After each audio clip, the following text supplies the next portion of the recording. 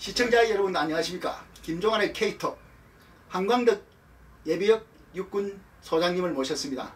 국방대학원장을 끝으로 공직을 떠나셨었습니다만은 이제 오늘 제29차 세종국가전략포럼이 한국프레스센터 국제회의장에서 열렸습니다. 그 주제는 북한 체제의 내구력 평가와 한국의 통일전략이라는 그 세미나였는데요. 아침 9시부터 나오셔가지고 오후 6시까지 자리를 지키시다가 제가 입구에서 만났습니다. 장군님을. 그랬더니 장군님께서 하시는 말씀이 오늘 하고 싶은 말이 하나 있었는데 꼭 못하셨다는 아쉬움을 표시하길래 제가 이렇게 참깨방송 보신각 스튜디오로 모셨습니다. 장군님 오늘 수고 많으셨습니다. 저 하고 싶었던 말씀이 뭡니까? 아니 그 학자들 많이 있었기 때문에 네. 그분들한테 한마디 하고 싶어서 건데 예. 마지막에 이상우 그 교수께서 사회자 마지막 세션 사회자가 마지막 세때 학자들이 양심을 가지고 말을 해야 될 거 아니냐 참 내가 사실은 그런 가운데 그걸 강조하고 싶었는데 보통 답답했습니다. 그걸 하기 위해서 아침에 7시 반에 집을 나와가지고 지금 몇 시입니까? 그러니까 지금 9시간 참석하고 지금 여기 또 김종환 기자 만나가지고 그렇게 됐습니다. 사실은 오고 싶지 않은데 왔어요. 저는 뭐 자꾸 말해봐야 그렇고 누가 딴 사람이 말을 해야지 제가 말하면 듣질 않아요. 아니 근데 장군님 저 군에서 마지막 보직이 국방대학원장이신데요. 국방에 대해서 말씀하셔야죠. 그래서 제가 맺힌 건 이거 한 가지입니다. 이 북한에서 우리 북한 대북 전단 날리는 공풍선랑에 고사 기관 총을 발사하고 이렇게 하는데 그러니까 그걸 막으면서도 근데 우리는 아까 보니까 뭐 그거에 대해서 시비가 많잖아요. 하느니 안 하느니 그런 그겁니다. 뭘 요구하느냐? 우리가 북한에 요구할 것은? 북한에 요구할 건 한 가지다. 뭡니까? 대남 공작을 중단하라 한마디입니다. 이게 제가 4.3 사건을 연구하는 과정에서 확인한 건 그겁니다. 4.3 사건 당시에 신문을 보게 되면은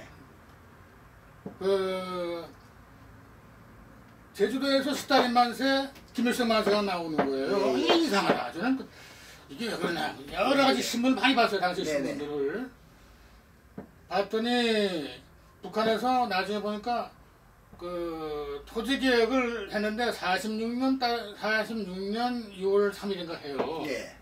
그 무상볼선 무상부배 토지 개혁을 하니까 그 만세 불렀는데 제주도에서도 마찬가지로 여기도 무상볼선 무상분배 하나 하는데 안 통했잖아요. 그러니까 50선거를 안 하게 되면은 이제 49년 6월 30일인가 미국에 철수하니까 여기도 무상볼선 무상분배다.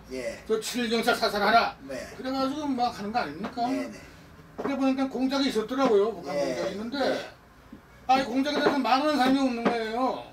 그래서 그거로 쭉 연구하는 과정에서 보니까 제가 이걸 2007년에 발견했습니다. 4.3위원을 사퇴하고 나서 한 3년 반 지나 가지고 이 신문을 발견한 거예요. 노동신문을. 어떤 사람의 도움으로. 저희가 조사되면은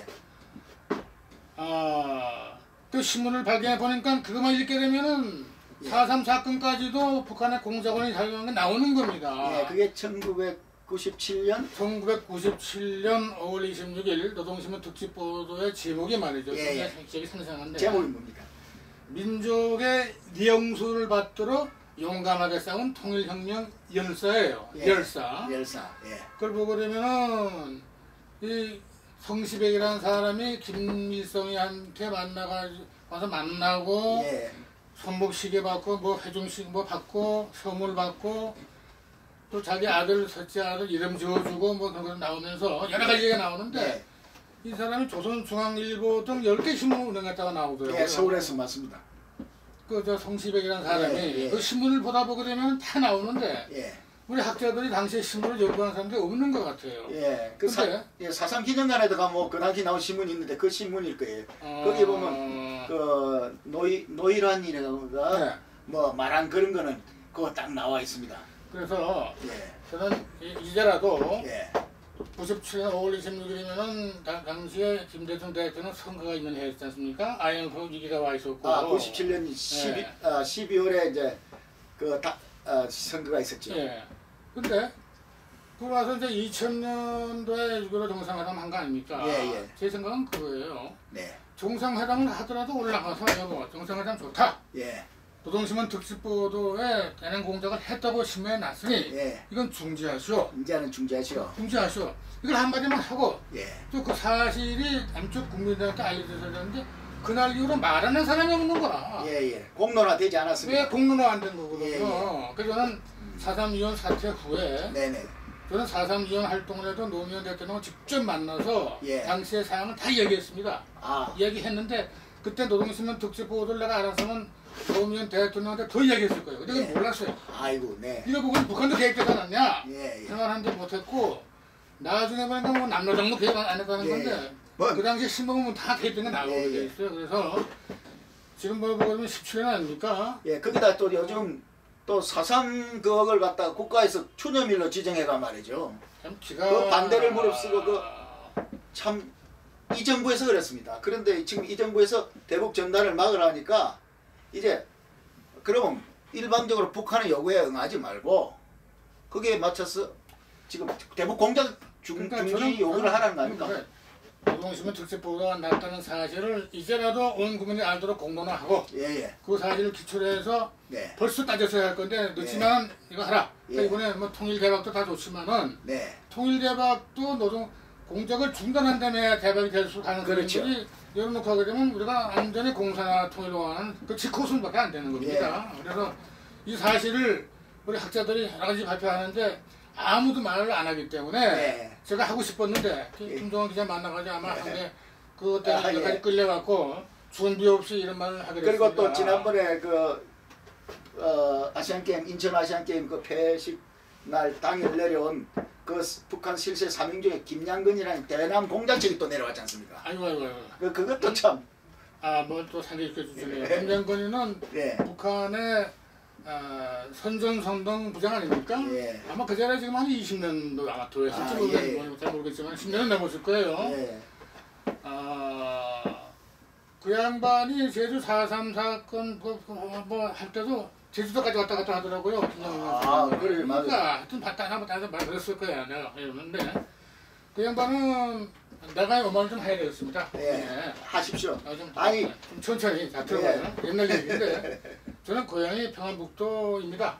평안북도입니까? 평안북도에 태어나가지고 정주입니까? 정주에서 태어나가지고 48년 해방된 곧 이듬해 내가 보니까 아마 북한에서 토지개혁 끝난 다음에 내려온 것 같아요. 아버지 따랐어요? 아버님 따라 내려왔죠. 그 몇 살이었습니까? 그때 나는 그러니까 제가 49년이면은 8살인가요? 7살인가? 그래도 걸어 내려왔군요. 자기 말로. 아니 내려온 게 47년에 내려왔었어요. 그럼 6살 때 내려왔어요. 6살 때. 그래가지고 피난을 가다 보니까 제주도까지 피난을 갔어요. 하필 또. 제주도 피난 가서 제가 2학년 3학년 거기서 다녔어요. 그런데 제주도 피난살이 할 때 제가 나이가 있는지 모르지만 4.3 무장 폭동에 대해서 걱정한 것도 없고 들은 것도 없는 상태인데 조용했단 말입니다. 근데 제가 나중에 이제 군대 생활 마치고 4.3년 뭐 어떻게 하나 됐지 않습니까? 4.3년 된 얘기도 긴데 그 하기도 참 근데 사람들이 저보고 그래요. 왜 4.3년 됐느냐? 왜 4.3년 사퇴했느냐?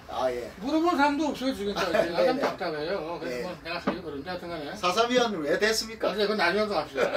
참 길어요. 근데 그럼 그건 다음에 하고. 4.3년 되다 보니까 아까 말한 식으로 그 당시에 신문을 보다 보니까 북의 공작들이 이렇게 많은데 문제는 그겁니다.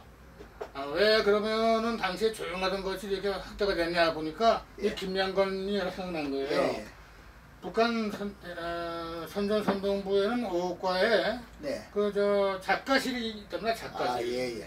작가실이 딱 있는데 이 작가실의 자료는 뭐냐면은 이 대남 공작 요원들 간첩들이 군부대만 가는 게 아니고 불쌍한 사람 많은 데 있잖아요. 피해 많은 데 가가지고 견본해가지고 다 적고 옆에서 동정하고 A, B, C 누가 어떻게 하나 다 적고 이걸 부고를 보내면은 A 하는 사람은 그 사람들은 작가실이 뭐 집에서 글을 쓰는 게 아니고 사무실에서 쓰니까 사무실 쫙 나와서 뭐 한다고 그래요. 예. 그러면 그걸 보다 보게 되면은 소설을 만들면 옆에 놓은 점은 또 커지니까 낙색하고 책이 된단 말이에요. 예, 근데 남쪽으로 오게 되면은 갖다 주거든.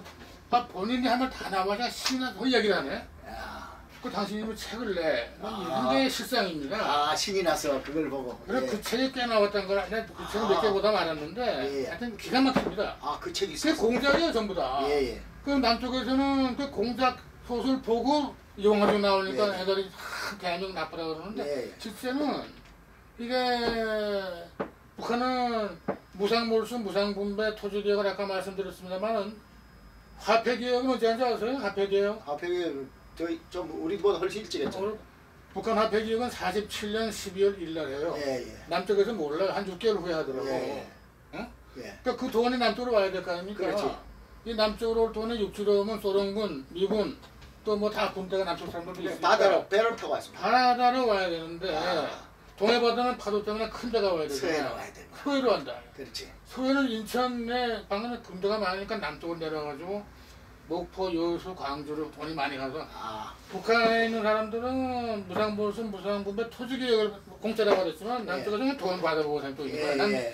뭐 내가 누가 받았는지 모르고 그 돈 먹은 사람들 중에 꽤 사파 두목도 아마 있을 거예요. 그러니까 그 사람들 중에 성시백도 있지만 성시백 후회가 또 나타나는 거지. 그러니까 성시백이라는 사람은 누구냐? 성시백은 제가 연구한 바에 의하면 18세 때 중국 공산당 간부로서 모택동 신복을 합니다. 모택동 신복으로 당시에 여기가 어디야? 서안. 서안이 그 장개석 사령부가 있었던 데인데 그 사령부에 합당 때 장개석 부대에 참모를 해, 이 사람. 당시 이승만 박사나 김구 선생이나 이 사람들은 다 이 양반이 장개석 참모로 안 것 같아요. 하여튼 간에 그 양반이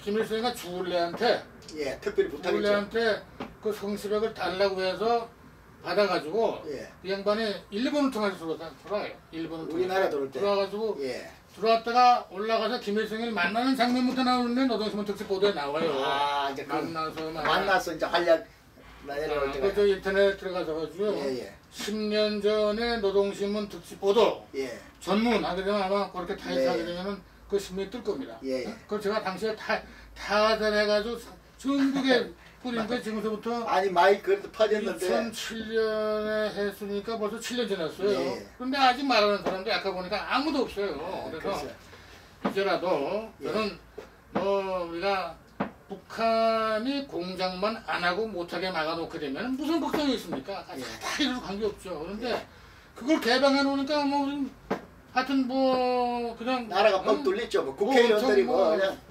온통 그냥 불안해서 못 살 거 아닙니까? 우선 우리 젊은 사람들과 국민들이 공작을 했다고 공공연히 인정을 했는데도 불구하고 우리 남쪽 정부는 그 사실을 확인도 안 하고 2003년 후에는 63년 간첩을 동주리째 그냥 보내주고 그렇죠. 두 차례 정상회담을 하고 또 박근혜 대통령도 지금 다 뜻이 있겠죠.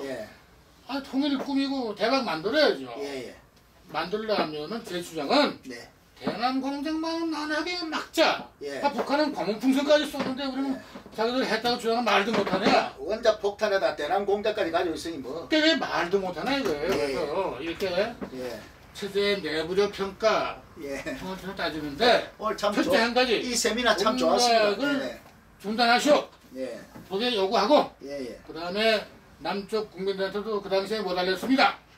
알려주고 여기 마치 알리고 그 제목이 있네. 김정은 정권 대남 전략과 한국 정부의 대응 방안. 대응 방안이 나와야 된다 이게. 대응 방안에 이것 때문에 나갔다가 근데 이제 정말 좀 아쉬웠지만 그래도 오늘 이렇게나마 저기 말씀을 해주시니까 또 다음에 나오셔가지고 좌우지간이 오늘 중요한 화두를 꺼내주셨습니다. 참 걱정이 많습니다. 여러분들은 이걸 알아야 돼요. 한 가지만 강조한다면은 무상몰수, 무상분배, 토지개혁을 했으니까 7.18 당시에 지주들을 내가 칠판을 볼 때 예. 뺏어줬으니까 얼마나 잘한 거예요. 예. 따질 거 말이야. 그 무상볼수 무상분배한 것을 뺏지 말고 즉 얼마 있다 6.25 전쟁 끝나면서 집단농장 만들고 그렇죠. 네. 그러니까 다 뺏겨버린 거 아닙니까? 그렇죠. 먹을 게 없으니까 그냥 꼼짝 못하고 박수 치고 따라가는 게 북한 그 아닙니까? 남한에 와서도 왜 남한에 저기 민군 육사단이 진주까지 내려왔지 않습니까? 예. 근데 진주까지 내려온 게 어떻게 다행이었어요. 왜냐? 진주까지 내려와도 군량미가 모자랄까 쌀이 현물세를 받는데 나다를 센 거예요. 그래가지고 그 민심이 확 갑니다. 하여튼 이런 기회를 주신 김종환 우리 기자에게 특별히 감사를 하고요. 아유, 제가 이렇게 와주셔서 준비 없이 막 해서 미안합니다만은 네. 잘 적응이 돼서 알려주시면 좋겠네요. 그래서 우리 네. 국민들이 예. 북한의 공작에 대해서 우리 국정원만 제대로 기능을 발휘하면 좋은데 제가 볼 때는 탐부대가 된 것 같아요. 예. 무료가 되는데 국민들마저 눈 감게 되면은 네. 성시백 2세가 2세 사단에 3세죠. 나타나가지고 그냥 뭐 할 거예요. 2세들은 벌써 이제 또 늙어갑니다. 3세입니다. 그러니까 이거를 막아야 대한민국을 지킵니다. 네. 예. 대한민국 화이팅입니다. 대한민국 화이팅! 예. 자, 감사합니다. 네. 감사합니다. 시청자 여러분 감사합니다. 아이고 미안합니다. 아이고.